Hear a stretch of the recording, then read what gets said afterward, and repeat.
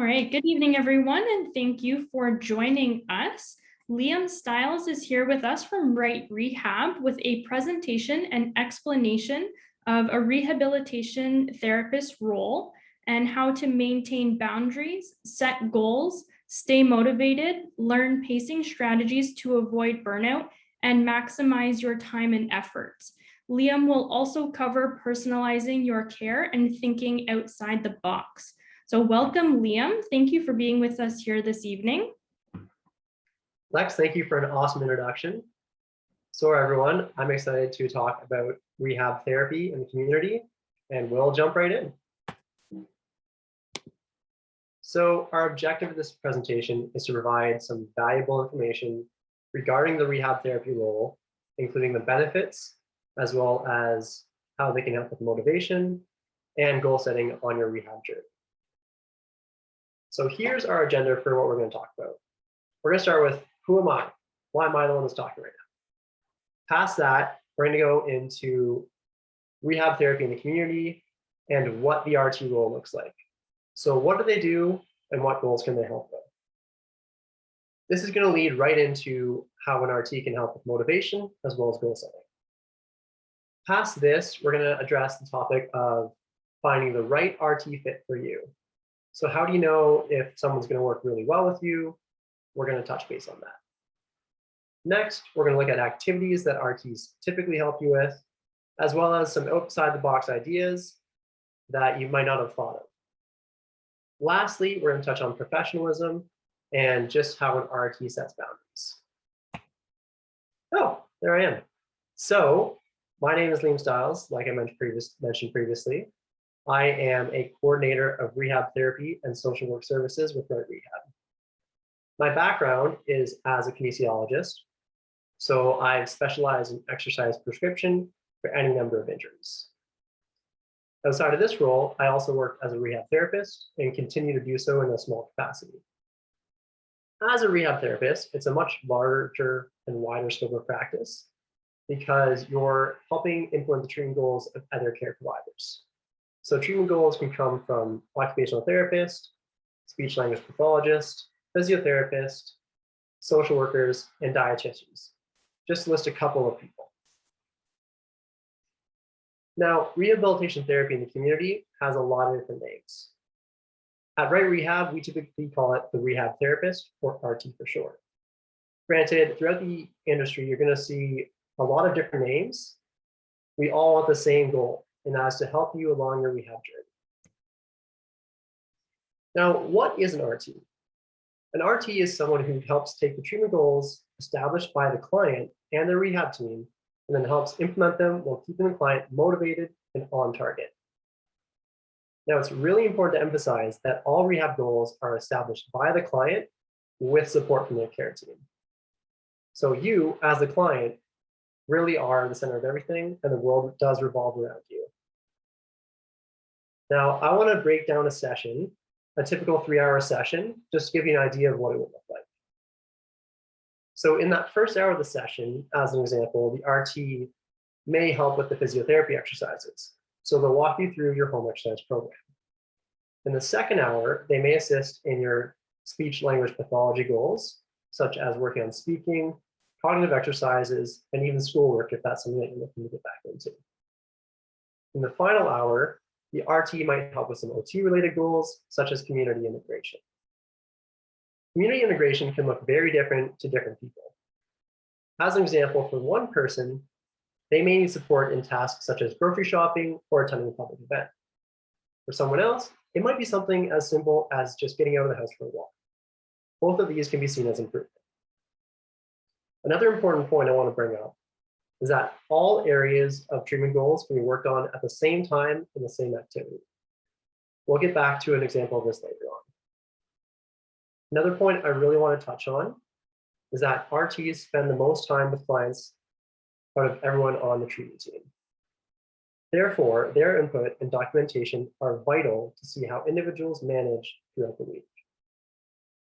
They can observe that even if an individual has a great day earlier in the week, they may become more fatigued as the week goes on and may be unable to complete that same activity during the next session due to exhaustion and other limitations from their injuries. The RT documents these type of changes, which help to paint a picture of the client's current state and progress, which in turn allows the treatment team to better tailor the rehab goals for each client. Now, this brings us to motivation and goal setting. In working with the care team and noting established goals, the RT will address them during every single session. Naturally, there's going to be some barriers such as fatigue and some days that are worse than others. Having an RT with you multiple times throughout the week can help you stay on track and be consistent and help you find creative ways to meet your goals if you're starting to encounter some barriers.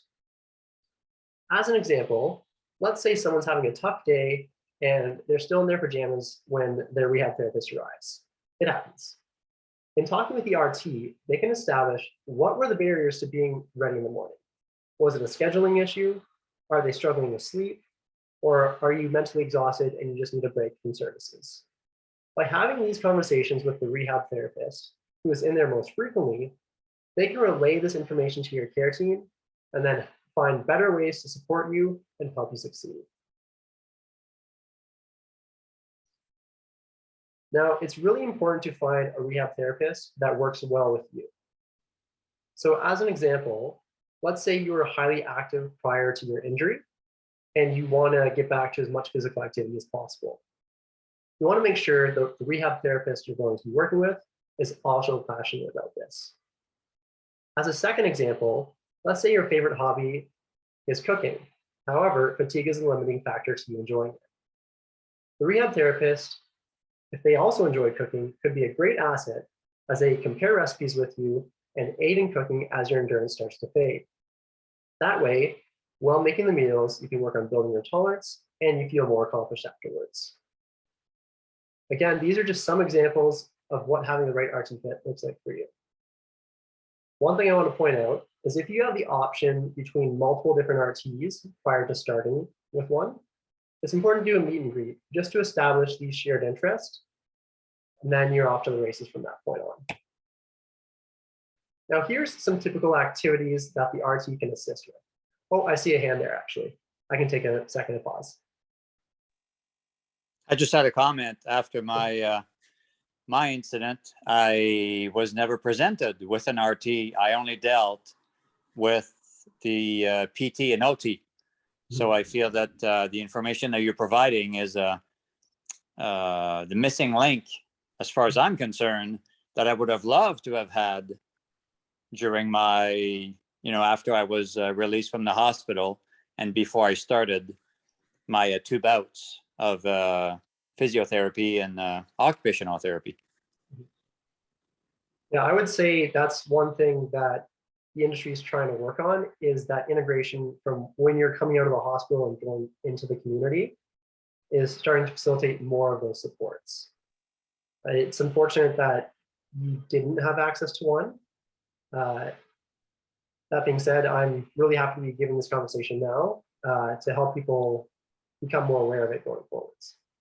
Are they more prevalent in the bigger cities? Because I don't live in a big city, so I feel that maybe that's the reason why an RT was never, I was never introduced to one. I would say yes, they are more prevalent in the big cities. Granted, there are RTs that travel outside of their current location. Okay. So off the top of my head, when I was working as a rehab therapist, I would travel into Toronto from Guelph and then down to Niagara Falls as well. So just to give you some rough idea of what that would look like. That's good to know. You're not that far from me. I'm in Brantford, actually. So.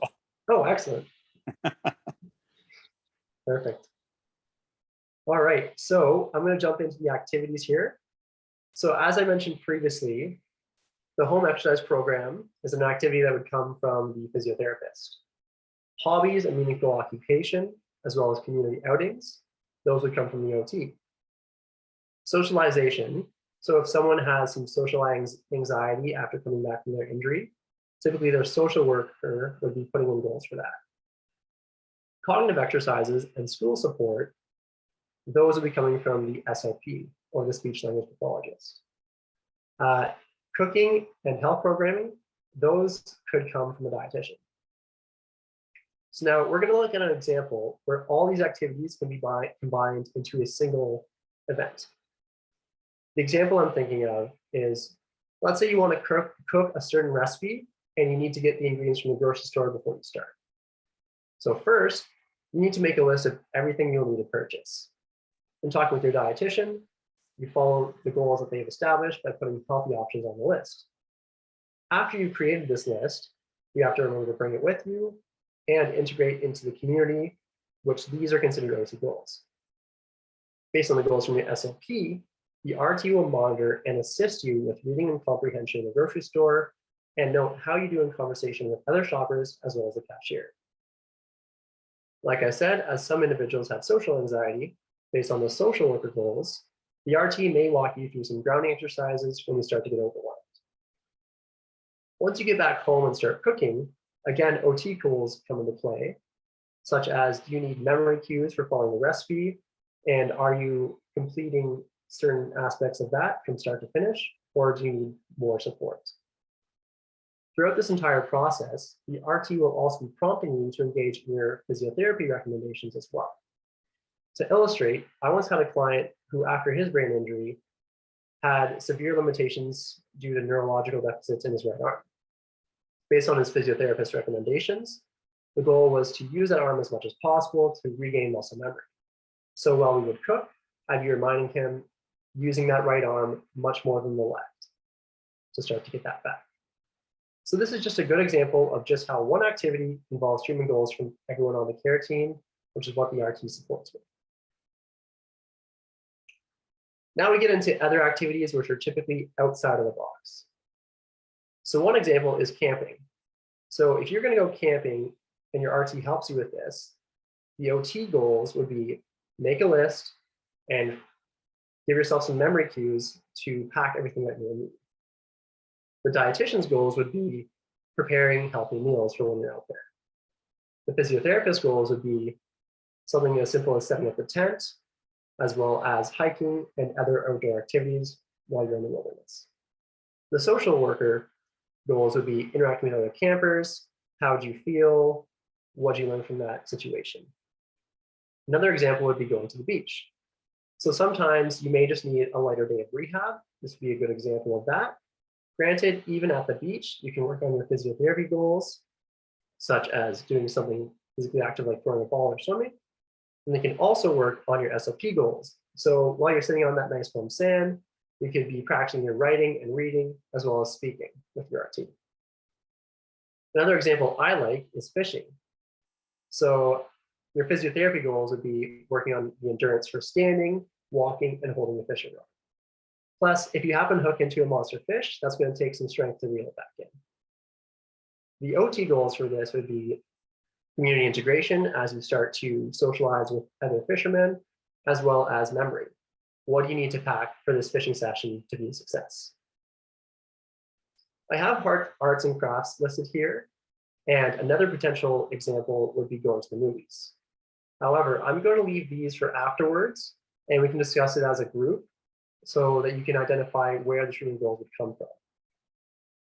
Another thing I want to point out is that ideas for rehab activities can come from anyone on the care team, including your clients. Granted, they always need to be discussed as a team before being implemented. So you may have a great idea and you relate it to the RT, and then it's the RT's job to run it past the team. If it meets the treatment goals, then there's a good chance that it actually goes through and can occur. So the sky is the limit for the ideas that you can take part in. Now, based on all those activities that you can take part in with an RT, it's important to remember that there are boundaries. So the RT is a professional in there to assist you with your rehab goals. It's important to have these firm boundaries, and an RT will not be discussing their personal life in depth. Their focus will be on your rehab exclusively. Often, clients need to vent about their circumstances, and RTs will always be a good listener. Granted, RTs will always have a discussion regarding boundaries before the first session ever begins, and they will always touch base on these boundaries throughout treatment. Now, here are some things that I want you to take home with you. The rehab therapist is a client-focused profession. The rehab journey revolves around you. Also, rehab therapists support you to stay focused on your goals by making sure they are client-centered, meeting with you multiple times per week in a consistent schedule, and keeping you accountable. As mentioned on the previous slide, rehab therapists are friendly professionals. Lastly, the sky really is the limit for RT goal-based activities, as long as they meet the treatment goals. Thank you so much, everyone. Does anyone have any questions?